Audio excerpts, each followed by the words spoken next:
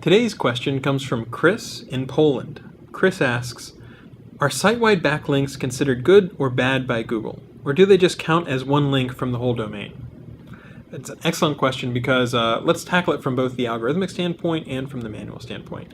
On the algorithmic standpoint, typically I've said before, if we have like keywords, the first keyword counts some, the next keyword counts a little bit, but not as much, the third keyword not as much. So even if you do keyword stuffing, even if you throw a ton of keywords, at some point it becomes asymptotically diminishing returns and it doesn't really help you anymore. You can imagine the same sort of thing. You know, if we see a link from a domain, we might count it once, but if we see 50 links from a domain, we still might choose to only count it once. So on an algorithmic side, we do a pretty good job of compressing those links together. But then there's also on the manual side. So imagine that you have a Polish website and then you see a site-wide link in English talking about rent cheap apartments, you know. To a regular person, that looks pretty bad. So certainly it does happen that you have site-wide links, maybe you have a blog roll or something like that.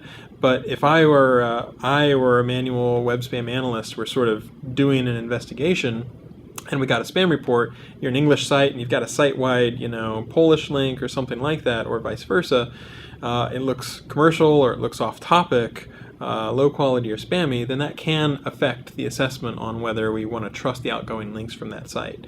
So site-wide links do happen. It's completely natural. You might have a privacy policy, copyright policy, all that sort of stuff. But when we see sort of irrelevant or off-topic links or even spammy links site-wide, then that is the sort of thing that does make a spam fighter's ears sort of perk up a little bit. I think we handle it very well on the algorithmic side, but you know, we do manual investigations as well. Hope that helps.